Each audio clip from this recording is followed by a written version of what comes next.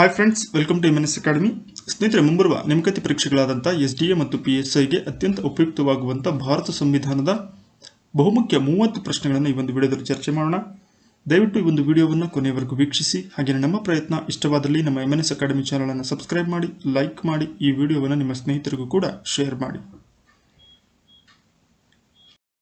ಪ್ರಸ್ತುತ ಸುಪ್ರೀಂ ಕೋರ್ಟ್ನ ನ್ಯಾಯಾಧೀಶರ ಸಂಖ್ಯೆ ಎಷ್ಟು? 34. ಮುಂಚೆ 31 ಇತ್ತು, ಈಗ ಅದರ ಸಂಖ್ಯೆಯನ್ನು ಹೆಚ್ಚಳ ಮಾಡಿದ್ದಾರೆ. 34ರಲ್ಲಿ ಒಬ್ಬರು ಮುಖ್ಯ ನ್ಯಾಯಮೂರ್ತಿಗಳಾಗಿರ್ತಾರೆ. ಇನ್ನು ಉಳಿದಂತಹ 33 ಜನ ನ್ಯಾಯಾಧೀಶರಾಗಿ ಕರ್ತವ್ಯವನ್ನು ನಿರ್ವಹಿಸ್ತಾರೆ. ಪ್ರಸ್ತುತ ಚೀಫ್ ಜಸ್ಟಿಸ್ ಆಫ್ ಇಂಡಿಯಾ, ಭಾರತದ ಸರ್ವೋಚ್ಚ ನ್ಯಾಯಾಲಯದ ಮುಖ್ಯ ನ್ಯಾಯಮೂರ್ತಿಗಳು ಶರದ್ ಅರವಿಂದ್ ಬೊಮ್ಡೆ ಅವರು. ಉದ್ಯೋಗಗಳಲ್ಲಿ ಸಮಾನತೆ ಒದಗಿಸಬೇಕು ಎಂಬುದನ್ನು ಸೂಚಿಸುವ ಸಂವಿಧಾನದ ವಿಧಿ ಯಾವುದು? ಆರ್ಟಿಕಲ್ 16 ಅಥವಾ 16ನೇ ವಿಧಿ ಏನಿದೆ ಸಂವಿಧಾನದ್ದು, ಇದು ಪ್ರತಿಯೊಬ್ಬ ಪ್ರಜೆಗೂ ಸಮೇತ ಉದ್ಯೋಗಗಳಲ್ಲಿ ಸಮಾನ ಅವಕಾಶಗಳನ್ನು ನೀಡಬೇಕು ಅನ್ನುವಂಥದ್ದು ಸೂಚಿಸುತ್ತದೆ.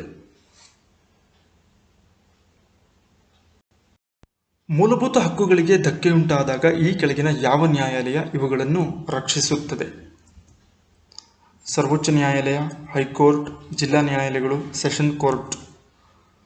ಸರಿ ಉತ್ತರ ಆಯ್ಕೆ 1 ಮತ್ತು 2. ಸರ್ವೋಚ್ಚ ನ್ಯಾಯಾಲಯ ಮತ್ತು ಆಯಾ ರಾಜ್ಯಗಳ ಹೈಕೋರ್ಟ್ ಏನಿದ್ದಾವೆ, ಇವು ಮೂಲಭೂತ ಹಕ್ಕುಗಳಿಗೆ ಧಕ್ಕೆ ಉಂಟಾದಾಗ ಕೆಲವು ರಿಟ್ಗಳನ್ನು ಹೊರಡಿಸುವ ಮೂಲಕ ಅವುಗಳನ್ನು ರಕ್ಷಣೆ ಮಾಡ್ತದೆ. ಇದರಂತೆ ಸಂವಿಧಾನದ 3ನೇ ಭಾಗದಲ್ಲಿರುವಂತಹ ಆರ್ಟಿಕಲ್ 32 ಮತ್ತು ಆರ್ಟಿಕಲ್ 226 226 ಏನಿದ್ದಾವೆ, ಈ ಒಂದು ರಿಟ್ಗಳ ಬಗ್ಗೆ ನಮಗೆ ಮಾಹಿತಿಯನ್ನು ನೀಡ್ತವೆ. ಒಬ್ಬ ಸರ್ಕಾರಿ ಅಧಿಕಾರಿಗೆ ತನ್ನ ಕಾರ್ಯವ್ಯಾಪ್ತಿಯನ್ನು ಉಲ್ಲಂಘಿಸದಂತೆ ಉಚ್ಚ ನ್ಯಾಯಾಲಯವು ಆಜ್ಞೆ ನೀಡುವ ಅಧಿಕಾರವನ್ನು ಹೊಂದಿದೆ. ಹಾಗಾದರೆ ಇದು ಯಾವ ರೀತಿಯ ರಿಟ್ಗೆ ಸಂಬಂಧಿಸಿದೆ? ಇದಕ್ಕೆ ಸರಿ ಉತ್ತರ ಪ್ರೊಹಿಬಿಷನ್ ಅಥವಾ ಪ್ರತಿಬಂಧಕಾಜ್ಞೆ ಅಂತ ಕರಿತೀವಿ. ಈ ಒಂದು ರಿಟ್ನ ಮೂಲಕ ನ್ಯಾಯಾಲಯವು ಒಬ್ಬ ಸರ್ಕಾರಿ ಅಧಿಕಾರಿಗೆ ತನ್ನ ಕಾರ್ಯವ್ಯಾಪ್ತಿಯನ್ನು ಉಲ್ಲಂಘಿಸದಂತೆ ಆಜ್ಞೆಯನ್ನು ನೀಡುತ್ತದೆ. ಸಂವಿಧಾನದ 44ನೇ ವಿಧಿಯು ಯಾವ ವಿಷಯವನ್ನು ಕುರಿತು ವಿವರಿಸುತ್ತದೆ? ಮೂಲಭೂತ ಕರ್ತವ್ಯಗಳು, ರಾಷ್ಟ್ರಪತಿಗಳು, ಮೂಲಭೂತ ಹಕ್ಕುಗಳು, ಏಕರೂಪ ನಾಗರಿಕ ಸಂಹಿತೆ. ಅದಕ್ಕೆ ಸರಿ ಉತ್ತರ ಆಯ್ಕೆ 4, ಏಕರೂಪ ನಾಗರಿಕ ಸಂಹಿತೆ, ಯೂನಿಫಾರ್ಮ್ ಸಿವಿಲ್ ಕೋಡ್ ಅಂತ ಕರಿತೀವಿ. ಇದರ ಬಗ್ಗೆ ಮಾಹಿತಿಯನ್ನು ನೀಡುವಂತಹ ಸಂವಿಧಾನದ ವಿಧಿ 44. ರಾಷ್ಟ್ರಪತಿಗಳ ಚುನಾವಣೆಯಲ್ಲಿ ಈ ಕೆಳಗಿನ ಯಾರು ಭಾಗವಹಿಸುತ್ತಾರೆ? ಲೋಕಸಭಾ ಸದಸ್ಯರು, ರಾಜ್ಯಸಭಾ ಸದಸ್ಯರು, ರಾಜ್ಯ ವಿಧಾನಸಭಾ ಸದಸ್ಯರು, ಕೇಂದ್ರಾಡಳಿತ ಪ್ರದೇಶಗಳಲ್ಲಿ ಇರುವಂಥ ವಿಧಾನಸಭಾ ಸದಸ್ಯರು. ಇದಕ್ಕೆ ಸರಿ ಉತ್ತರ 1, 3, 4 ಅಂದರೆ ಲೋಕಸಭಾ ಸದಸ್ಯರು, ರಾಜ್ಯಗಳಲ್ಲಿರುವಂಥ ವಿಧಾನಸಭಾ ಸದಸ್ಯರು, ಹಾಗೆಯೇ ಕೆಲವು ಕೇಂದ್ರಾಡಳಿತ ಪ್ರದೇಶಗಳಲ್ಲಿ ವಿಧಾನಸಭೆ ಅಸ್ತಿತ್ವದಲ್ಲಿದ್ದು ಅಲ್ಲಿರುವಂಥ ವಿಧಾನಸಭಾ ಸದಸ್ಯರು ಕೂಡ ಇದರಲ್ಲಿ ಭಾಗವಹಿಸ್ತಾರೆ. ಅದಕ್ಕೆ ಉದಾಹರಣೆ ದೆಹಲಿ ಮತ್ತು ಪುದುಚೇರಿ.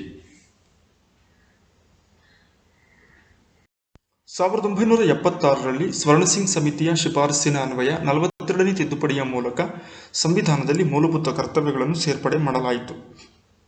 ಈ ಅಂಶಗಳನ್ನು ಯಾವ ದೇಶದ ಸಂವಿಧಾನದಿಂದ ಪ್ರೇರಣೆಯಿಂದ ಪಡೆಯಲಾಗಿದೆ? ಮೂಲಭೂತ ಕರ್ತವ್ಯಗಳೇನಿದ್ದಾವೆ ಇವುಗಳನ್ನು ನಾವು ರಷ್ಯಾ ದೇಶದ ಸಂವಿಧಾನದಿಂದ ಎರವಲಾಗಿ ಪಡೆದಿದ್ದಾರೆ. ಒಮ್ಮೆ ರಾಷ್ಟ್ರಪತಿಯವರು ತಮ್ಮ ಹುದ್ದೆಗೆ ರಾಜೀನಾಮೆಯನ್ನು ನೀಡಿದರೆ ಈ ಕೆಳಗಿನ ಯಾರು ಅವರ ಸ್ಥಾನದಲ್ಲಿ ಮುಂದುವರಿಯಬಹುದು? ಉಪರಾಷ್ಟ್ರಪತಿ, ಸರ್ವೋಚ್ಚ ನ್ಯಾಯಾಲಯದ ನ್ಯಾಯಾಧೀಶರು, ಸೇವಾ ಹಿರಿತನದ ನ್ಯಾಯಾಧೀಶರು, ಮೇಲಿನ ಎಲ್ಲರೂ. ಇದಕ್ಕೆ ಸರಿಯಾದಂತಹ ಉತ್ತರ ಮೇಲಿನ ಎಲ್ಲರೂ. ರಾಷ್ಟ್ರಪತಿಯವರು ತಮ್ಮ ರಾಜೀನಾಮೆಯನ್ನು ಉಪರಾಷ್ಟ್ರಪತಿಗೆ ಸಲ್ಲಿಸ್ತಾರೆ. ಉಪರಾಷ್ಟ್ರಪತಿಯವರು ಆ ಸ್ಥಾನದಲ್ಲಿ ಇಲ್ಲದೇ ಇದ್ದಾಗ ಸರ್ವೋಚ್ಚ ನ್ಯಾಯಾಲಯದ ನ್ಯಾಯಾಧೀಶರು ಅಧಿಕಾರವನ್ನು ಚಲಾಯಿಸ್ತಾರೆ. ಇನ್ ಕೇಸ್ ಆಫ್ ಸರ್ವೋಚ್ಚ ನ್ಯಾಯಾಲಯದ ನ್ಯಾಯಾಧೀಶರು ಕೂಡ ಇಲ್ಲದೇ ಇರುವಂತಹ ಸಂದರ್ಭದಲ್ಲಿ ಅದೇ ನ್ಯಾಯಾಲಯದಲ್ಲಿ ಸೇವಾ ಹಿರಿತನದ ಮೇಲೆ ಅಂದರೆ ಹಿರಿಯ ನ್ಯಾಯಾಧೀಶರು ಏನಿರ್ತಾರೆ ಅವರು ಕರ್ತವ್ಯವನ್ನು ನಿರ್ವಹಿಸ್ತಾರೆ. ಯಾವುದೇ ಒಬ್ಬ ವ್ಯಕ್ತಿಗೆ ನ್ಯಾಯಾಲಯವು ಮರಣದಂಡನೆ ಶಿಕ್ಷೆ ವಿಧಿಸಿದ್ದರೆ ರಾಷ್ಟ್ರಪತಿಯವರು ಕ್ಷಮಾದಾನ ನೀಡುವ ಅಥವಾ ಶಿಕ್ಷೆಯನ್ನು ಕಡಿಮೆಗೊಳಿಸುವ ಅಧಿಕಾರವನ್ನು ಹೊಂದಿದ್ದಾರೆ. ಈ ವಿಷಯದ ಬಗ್ಗೆ ತಿಳಿಸುವ ಸಂವಿಧಾನದ ವಿಧಿ ಯಾವುದು? ಸರಿ ಉತ್ತರ 72ನೇ ವಿಧಿ ರಾಷ್ಟ್ರಪತಿಗಿರುವಂತಹ ಈ ಒಂದು ಅಧಿಕಾರದ ಬಗ್ಗೆ ಮಾಹಿತಿಯನ್ನು ನೀಡುತ್ತದೆ. ಅಧಿಕಾರದಲ್ಲಿದ್ದಾಗಲೇ ಮರಣ ಹೊಂದಿದ ಭಾರತದ ಮೊದಲ ಉಪರಾಷ್ಟ್ರಪತಿ ಯಾರು? ಕೆ. ಕೃಷ್ಣಕಾಂತ್ 1997ರಲ್ಲಿ ಉಪರಾಷ್ಟ್ರಪತಿಯಾಗಿರ್ತಾರೆ. ತಮ್ಮ ಅಧಿಕಾರಾವಧಿಯಲ್ಲಿ ಮರಣವನ್ನಾಪ್ತಾರೆ. ಇದಕ್ಕಿಂತ ಪೂರ್ವದಲ್ಲಿ ಅಂದರೆ 1990ರಿಂದ 97ರವರೆಗೆ ಆಂಧ್ರ ಪ್ರದೇಶದ ರಾಜ್ಯಪಾಲರಾಗಿಯೂ ಕೂಡ ಕರ್ತವ್ಯವನ್ನು ನಿರ್ವಹಿಸಿರ್ತಾರೆ. ಕೇಂದ್ರ ಮಂತ್ರಿಮಂಡಲದ ಮಂತ್ರಿಗಳ ವಿಂಗಡಣೆಯ ಸರಿಯಾದ ರೂಪ ಈ ರೀತಿ ಇದೆ: ಕ್ಯಾಬಿನೆಟ್ ಸಚಿವರು, ರಾಜ್ಯ ಸಚಿವರು, ಸ್ವತಂತ್ರ, ಸಹಾಯಕ ಸಚಿವರು, ಮೇಲಿನ ಎಲ್ಲವೂ. ಸರಿಯಾದ ಆಯ್ಕೆ ಮೇಲಿನ ಎಲ್ಲರೂ. ಸೊ ಮಂತ್ರಿಮಂಡಲವನ್ನು ಅಥವಾ ಮಂತ್ರಿಗಳನ್ನು 3 ಗುಂಪುಗಳಾಗಿ ವಿಂಗಡಣೆ ಮಾಡ್ತಾರೆ. ಒಂದು cabinet ministers, state ministers, independent. So ಇವರಿಗೆ ಸ್ಟೇಟ್ ಮಿನಿಸ್ಟರ್ಗಳಿಗೆ ಸಹಾಯಕ ಸಚಿವರಾಗಿ ಕೂಡ ಕೆಲವು ಸಚಿವರನ್ನ ನೇಮಕ ಮಾಡಿರ್ತಾರೆ. ಮಂತ್ರಿಮಂಡಲದ ಸದಸ್ಯರು ಅಥವಾ ಮಂತ್ರಿಗಳು ಈ ಕೆಳಗಿನ ಯಾವ ಸದನದ ಸದಸ್ಯರಾಗಿರಬೇಕು? ಲೋಕಸಭೆ, ರಾಜ್ಯಸಭೆ, ಯಾವುದೇ ಸದನದ ಸದಸ್ಯರಾಗಿರಬಹುದು. ಸದಸ್ಯರಾಗಿಲ್ಲದಿದ್ದರೂ ಮಂತ್ರಿಯಾದ 6 ತಿಂಗಳೊಳಗೆ ಯಾವುದಾದರೂ ಒಂದು ಸದನದ ಸದಸ್ಯನಾಗಿ ಆಯ್ಕೆಯಾಗಬೇಕು. ಕೊಟ್ಟಿರುವಂಥ ಆಯ್ಕೆಗಳನ್ನು ನೋಡಿದಾಗ ಎಲ್ಲ ಆಯ್ಕೆಗಳು ಸರಿ. ಲೋಕಸಭೆಯ ಸದಸ್ಯನಾಗಿರ್ಬೋದು ಅಥವಾ ರಾಜ್ಯಸಭೆಯ ಸದಸ್ಯನಾಗಿರ್ಬೋದು, ಎರಡರಲ್ಲಿ ಯಾವುದಾದ್ರೂ ಒಂದು ಸದನದ ಸದಸ್ಯರಾಗಿರ್ಬೋದು. ಯಾವುದೇ ಸದನದ ಸದಸ್ಯರಾಗಿಲ್ಲದಿದ್ದರೂ ಸಮೇತ ಒಮ್ಮೆ ಮಂತ್ರಿಯಾಗಿ ಆಯ್ಕೆಯಾದ ಮೇಲೆ 6 ತಿಂಗಳೊಳಗೆ ಯಾವುದಾದರೂ ಒಂದು ಸದನದ ಸದಸ್ಯನಾಗಿ ಆತ ಆಯ್ಕೆಯಾಗಬೇಕು.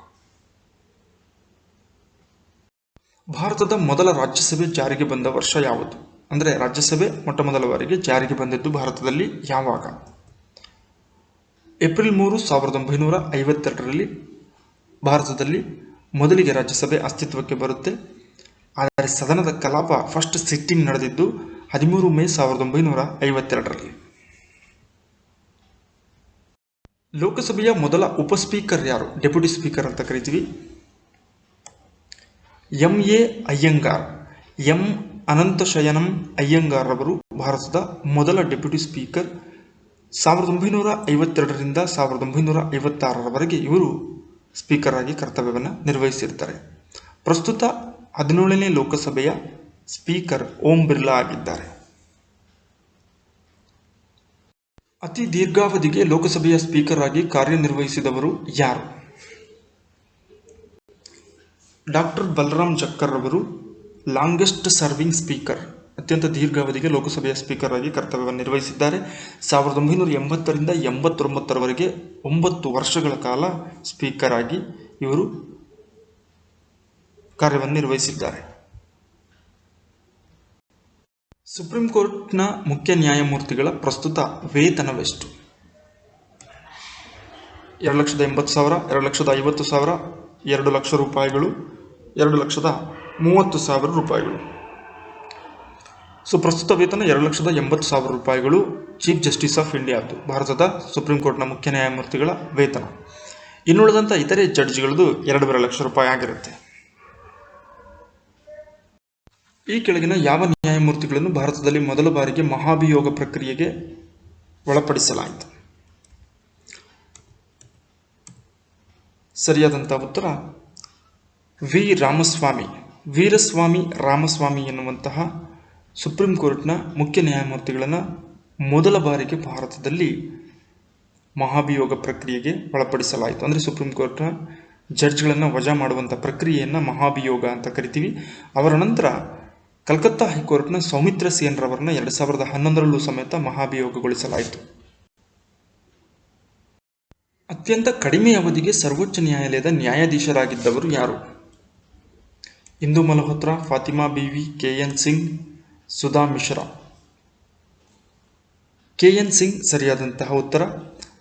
ನವೆಂಬರ್ 25, 1991ರಿಂದ ಡಿಸೆಂಬರ್ 12, 1991ರವರೆಗೆ ಅಲ್ಪ ಅವಧಿಗೆ ಭಾರತ ಸರ್ವೋಚ್ಚ ನ್ಯಾಯಾಲಯದ ನ್ಯಾಯಮೂರ್ತಿಗಳಾಗಿ ಕೆ.ಎನ್. ಸಿಂಗ್ ರವರು ಕರ್ತವ್ಯವನ್ನು ಮಾಡಿರ್ತಾರೆ. ಕಂಟ್ರೋಲರ್ ಮತ್ತು ಆಡಿಟರ್ ಜನರಲ್ ರವರನ್ನು CAG ರಾಷ್ಟ್ರಪತಿಗಳು ನೇಮಕ ಮಾಡುವರು. ಈ ಪ್ರಕ್ರಿಯೆಯ ಬಗ್ಗೆ ಮಾಹಿತಿ ನೀಡುವ ಸಂವಿಧಾನದ ವಿಧಿ ಯಾವುದು?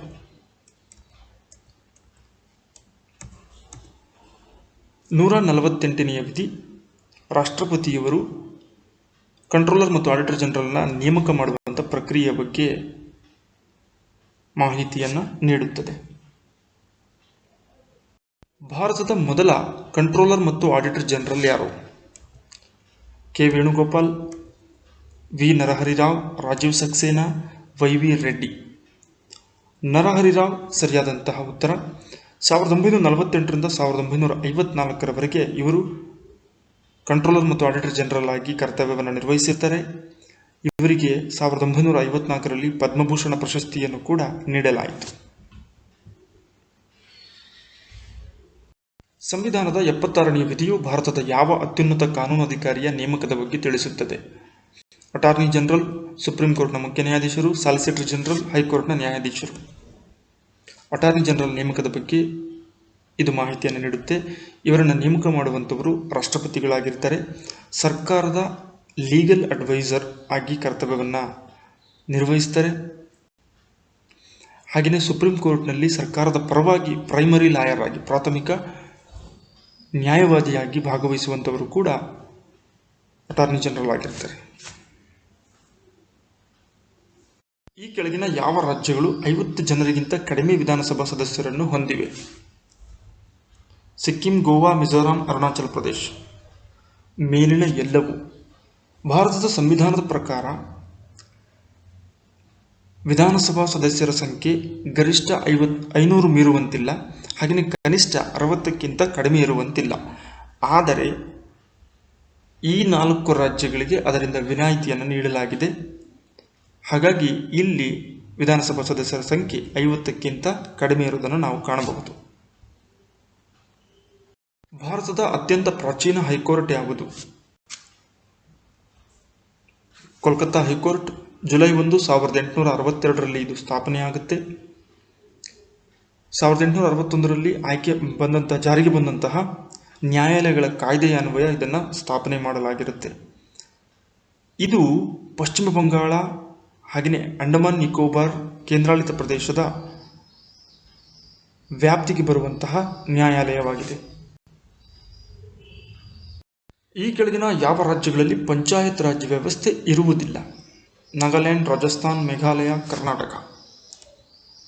ಆಯ್ಕೆ 1 ಮತ್ತು 3 ಅಂದರೆ ನಾಗಾಲ್ಯಾಂಡ್ ಮತ್ತು ಮೇಘಾಲಯದಲ್ಲಿ ಪಂಚಾಯತ್ ರಾಜ್ ವ್ಯವಸ್ಥೆ ಅಸ್ತಿತ್ವದಲ್ಲಿ ಇಲ್ಲ. ಅಲ್ಲದೆ ಮಿಜೋರಾಂನಲ್ಲೂ ಕೂಡ ಇಲ್ಲ. ದೆಹಲಿಯಲ್ಲೂ ಸಮೇತ, ಕೇಂದ್ರಾಡಳಿತ ಪ್ರದೇಶವಾಗಿರುವಂಥ ದೆಹಲಿಯಲ್ಲಿ ಸಮೇತ ಪಂಚಾಯತ್ ರಾಜ್ ವ್ಯವಸ್ಥೆಯನ್ನು ನಾವು ಅಸ್ತಿತ್ವದಲ್ಲಿ ಕಾಣುವುದಿಲ್ಲ. ಭಾರತದ ಮೊದಲ ಮುನ್ಸಿಪಲ್ ಕಾರ್ಪೊರೇಷನ್ ಎಲ್ಲಿ ಸ್ಥಾಪನೆಯಾಯಿತು? ಮಡ್ರಾಸ್ನಲ್ಲಿ ಸ್ಥಾಪನೆಯಾಗುತ್ತೆ 1687ರಲ್ಲಿ. ಹಾಗಾಗಿ ದೇಶದಲ್ಲಿ ಮೊಟ್ಟ ಮೊದಲ ಮುನ್ಸಿಪಲ್ ಕಾರ್ಪೊರೇಷನ್ ಸ್ಥಾಪನೆಯಾಗಿದ್ದು ಮದ್ರಾಸ್. ಈಗ ಇದನ್ನು ಚೆನ್ನೈ ಅಂತ ಕರೀತಾರೆ. ಭಾರತದಲ್ಲಿನ ರಾಷ್ಟ್ರಪತಿ ಭವನದ ವಾಸ್ತುಶಿಲ್ಪಿ ಯಾರು? ನವದೆಹಲಿಯಲ್ಲಿರುವಂಥ ರಾಷ್ಟ್ರಪತಿಗಳು ವಾಸ ಮಾಡುವಂಥ ಅಧಿಕೃತ ನಿವಾಸ ರಾಷ್ಟ್ರಪತಿ ಭವನ್. ಇದರ ಒಂದು ವಾಸ್ತುಶಿಲ್ಪಿ ಎಡ್ವಿನ್ ಲುಟೆನ್ಸ್ ರವರು. ಬ್ರಿಟಿಷರ ಕಾಲಕ್ಕೆ ಇದನ್ನು ವೈಸ್ ರಾಯ್ಸ್ ಹೌಸ್ ಅಂತ ಕರಿತಾ ಇರ್ತಾರೆ. ಸ್ವತಂತ್ರ ನಂತರ ಇದನ್ನು ರಾಷ್ಟ್ರಪತಿ ಭವನ ಅಂತೇಳಿ ನಾಮಕರಣ ಮಾಡಲಾಯಿತು. ಯುರೋಪಿಯನ್ ಸ್ಟೈಲ್ನಲ್ಲಿದೆ. 340 ಕೋಣೆಗಳನ್ನು ಒಳಗೊಂಡಿರುವಂತಹ ಅದ್ಭುತ ಕಟ್ಟಡ ರಾಷ್ಟ್ರಪತಿ ಭವನ್. ಈ ಕೆಳಗಿನ ಯಾರನ್ನು ರಾಷ್ಟ್ರಪತಿಯವರು ನೇಮಕ ಮಾಡುವುದಿಲ್ಲ? ಲೋಕಸಭಾ ಸ್ಪೀಕರ್, ಭಾರತದ ಮುಖ್ಯ ನ್ಯಾಯಮೂರ್ತಿಗಳು, ವಾಯುದಳದ ಮುಖ್ಯಸ್ಥ, ಭೂಸೇನಾ ಮುಖ್ಯಸ್ಥ. ಇದರಲ್ಲಿ ರಾಷ್ಟ್ರಪತಿಯವರು ನೇಮಕ ಮಾಡದೇ ಇರುವಂಥ ವ್ಯಕ್ತಿ ಅಂತೇಳಿದರೆ ಲೋಕಸಭಾ ಸ್ಪೀಕರ್. ಲೋಕಸಭಾ ಸ್ಪೀಕರ್ ರವರು ಸಂಸತ್ ಸದಸ್ಯರೇನಿರ್ತಾರೆ ಅವರಲ್ಲೇ ಒಬ್ಬರನ್ನು ಆಯ್ಕೆ ಮಾಡಿಕೊಳ್ತಾರೆ. ಹಾಗಾಗಿ ರಾಷ್ಟ್ರಪತಿಯವರು ಇವರನ್ನು ಆಯ್ಕೆ ಮಾಡುವುದಿಲ್ಲ. ಸಂವಿಧಾನದಲ್ಲಿ ರಾಜ್ಯ ನಿರ್ದೇಶಕ ತತ್ವಗಳನ್ನು ಅಡಕಗೊಳಿಸಿರುವಂತಹ ಬಹುಮುಖ್ಯ ಉದ್ದೇಶ? ಸಾಮಾಜಿಕ ಮತ್ತು ಆರ್ಥಿಕ ಪ್ರಜಾಪ್ರಭುತ್ವ. ರಾಜ್ಯ ನಿರ್ದೇಶಕ ತತ್ವಗಳು ಅಥವಾ directive principles of state policy, ಇದನ್ನು ಸೇರ್ಪಡೆ ಮಾಡಿರುವಂಥ ಬಹುಮುಖ್ಯ ಉದ್ದೇಶ ಸುಖಿ ರಾಜ್ಯದ ಪರಿಕಲ್ಪನೆ. ಸುಖಿ ರಾಜ್ಯ ನಿರ್ಮಾಣ ಆಗಬೇಕು ಅಂತೇಳಿದರೆ ಭಾರತದಲ್ಲಿ ಪ್ರತಿಯೊಬ್ಬ ವ್ಯಕ್ತಿಗೂ ಸಮೇತ ಸಾಮಾಜಿಕವಾಗಿ ಮತ್ತು ಆರ್ಥಿಕವಾಗಿ ಪ್ರಜಾಪ್ರಭುತ್ವ ಮಾದರಿಯ ಅವಕಾಶಗಳು ಸಿಗಬೇಕು ಅನ್ನುವಂಥ ಕಾರಣಕ್ಕೆ ರಾಜ್ಯ ನಿರ್ದೇಶಕ ತತ್ವಗಳನ್ನು ಸಂವಿಧಾನದಲ್ಲಿ ಸೇರಿಸಲಾಗಿದೆ. ರಾಷ್ಟ್ರೀಯ ಭದ್ರತೆಗೆ ಧಕ್ಕೆ ಉಂಟಾದಾಗ ರಾಷ್ಟ್ರಪತಿಯವರು ದೇಶದಲ್ಲಿ ಹೇರಬಹುದಾದ ತುರ್ತು ಪರಿಸ್ಥಿತಿಯ ಬಗ್ಗೆ ತಿಳಿಸುವ ಸಂವಿಧಾನದ ವಿಧಿ ಯಾವುದು? 32ನೇ ವಿಧಿ ಅಥವಾ ಆರ್ಟಿಕಲ್ 352. ಸೊ ರಾಷ್ಟ್ರೀಯ ಭದ್ರತೆಗೆ, ದೇಶದ ಭದ್ರತೆಗೆ ಯುದ್ಧ ಮತ್ತಿತರ ಸಂದರ್ಭಗಳಲ್ಲಿ ಧಕ್ಕೆ ಉಂಟಾದಾಗ ರಾಷ್ಟ್ರಪತಿಯವರು ದೇಶದಲ್ಲಿ ತುರ್ತು ಪರಿಸ್ಥಿತಿಯನ್ನು ಹೇರುವಂತಹ ಮಾಹಿತಿಯನ್ನು ನೀಡುವಂತಹ ಸಂವಿಧಾನದ ವಿಧಿ 352ನೇ ವಿಧಿ. ಸೊ ಇಲ್ಲಿವರೆಗೂ ಭಾರತದಲ್ಲಿ 3 ಬಾರಿ ರಾಷ್ಟ್ರಪತಿ ಆಳ್ವಿಕೆ ಅಥವಾ ತುರ್ತು ಪರಿಸ್ಥಿತಿಯನ್ನು ಹೇರಲಾಗಿದೆ. 1962, 1971 ಮತ್ತು 1975.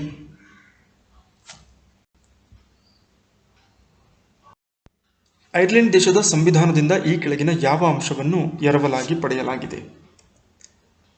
ಸೊ ನೀಡಿರುವಂತಹ ಆಯ್ಕೆಗಳಲ್ಲಿ ರಾಜ್ಯ ನಿರ್ದೇಶಕ ತತ್ವಗಳೇನಿದ್ದಾವೆ, directive principles of state policy, ಈ ಒಂದು ಅಂಶವನ್ನು ನಾವು ಐರ್ಲೆಂಡ್ ದೇಶದ ಸಂವಿಧಾನದಿಂದ ಎರವಲಾಗಿ ಪಡೆಯಲಾಗಿದೆ. ಅಂತೆಯೇ ರಾಷ್ಟ್ರಪತಿಗಳ ಚುನಾವಣಾ ಪದ್ಧತಿ ಅಥವಾ ಕ್ರಮ ಏನಿದೆ ಅದನ್ನು ಕೂಡ ನಾವು ಐರ್ಲೆಂಡ್ ದೇಶದ ಸಂವಿಧಾನದಿಂದ ಎರವಲಾಗಿ ಪಡೆದುಕೊಂಡಿದ್ದೇವೆ. ಸ್ನೇಹಿತರೆ, ನಿಮಗಾಗಿ 2 ಪ್ರಶ್ನೆಗಳು, ಇವುಗಳ ಉತ್ತರವನ್ನು ಕಾಮೆಂಟ್ನಲ್ಲಿ ನೀಡಿ. ಸ್ವಾತಂತ್ರ್ಯದ ಮಹತ್ವವನ್ನು ಹೊಂದಿರುವಂತಹ ವಿದುರಾಶ್ವತ್ ಎಂಬ ಸ್ಥಳ ಕರ್ನಾಟಕದ ಯಾವ ಜಿಲ್ಲೆಯಲ್ಲಿದೆ? 2ನೇ ಪ್ರಶ್ನೆ, ಮೌನಿ, ಯುಗಾಂತರ, ಪೂರ್ವಾಪರ ಮುಂತಾದ ಕೃತಿಗಳನ್ನು ರಚಿಸಿದಂಥವರು ಯಾರು? 2 ಪ್ರಶ್ನೆಗಳು ಕಮೆಂಟ್ನಲ್ಲಿ ಉತ್ತರ ನೀಡಿ. ಮುಂದಿನ ಮತ್ತೊಂದು ಉಪಯುಕ್ತ ವಿಡಿಯೋದೊಂದಿಗೆ ತಮ್ಮನ್ನು ಭೇಟಿಯಾಗೋಣ. ಧನ್ಯವಾದಗಳು.